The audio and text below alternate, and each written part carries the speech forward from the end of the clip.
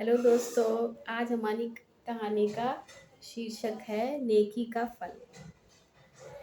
तो हम आपको शुरू करते हैं कहानी सुनाना कि एक गांव था। उसमें एक गरीब किसान रहता था और बहुत मेहनती था। उसका नाम रामू था। तो बहुत ही मेहनत करता था और वो अपनी पत्नी के साथ रहता था।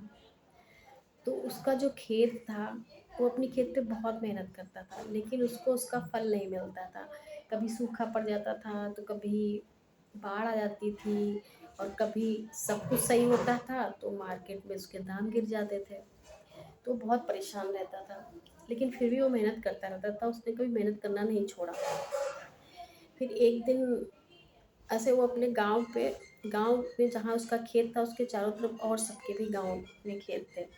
तो एक दिन वो सुबह सुबह गांव खेत गया तो देखा कोई आया नहीं था।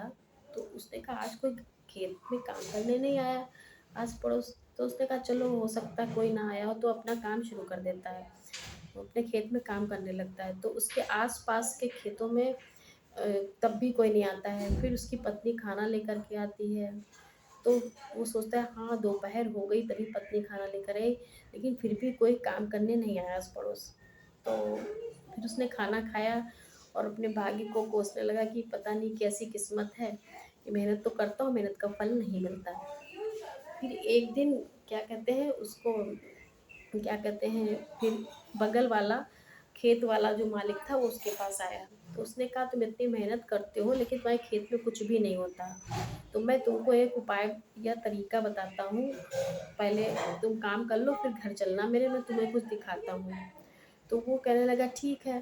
फिर उसने उसका भी हेल्प कर दिया, उसके खेत में जल्दी काम हो गया। फिर वो उसके साथ उसके घर गया।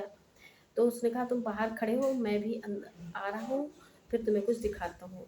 और उसको रामू को बेचैनी हो रही थी कि ऐसा क्या है जो ये हमें दिखाना चाहता है, जिससे मेरी खेती अच्छी हो, मुझे भी धन प्राप्त हो। तो फिर इसके बाद वो बोला कि अच्छा अंदर आओ। तो वो अंदर गया तो अंदर देखता है उसका घर बहुत आलीशान था।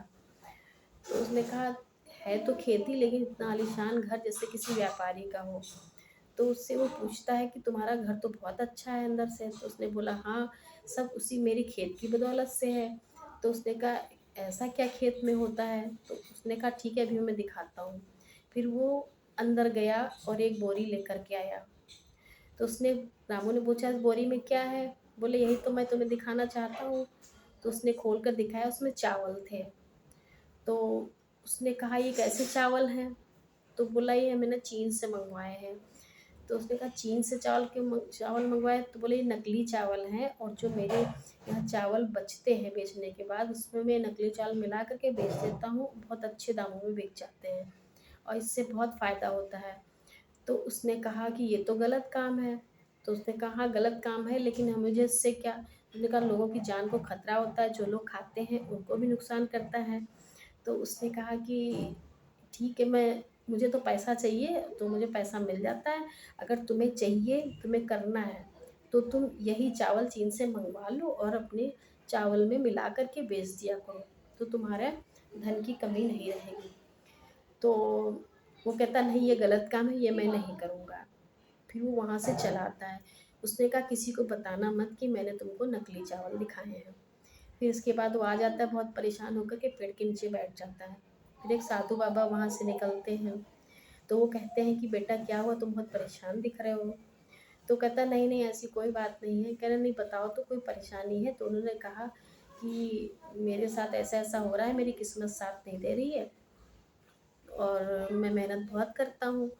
तो साधु बाबा ने कहा कि तुम अभी किस लिए परेशान हो? तो उसने कहा कि मैं खेत, मेरे बगल के खेत में एक खेत है, उनके मालिक के यहाँ मैं गया था, उन्होंने मुझे नकली चावल दिखाए।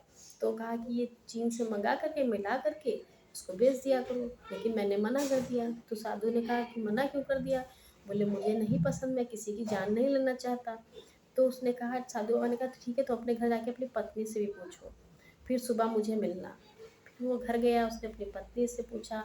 पत्नी ने भी यही कहा कि मुझे ये काम बिल्कुल अच्छा नहीं है, नहीं करना चाहिए, मुझे बिल्कुल पसंद नहीं है, इसलिए एक टाइम भूखे रह लेंगे लेकिन ये गलत काम नहीं करेंगे। फिर वो सुबह साधु के पास जाता है और साधु वहाँ मिलता है तो वो कहता है, उसको एक पोटली देता है, कहता है कि तुम ये पोटली ले जाओ अपने खेत में, इसकी मिट्टी छिड़क देना।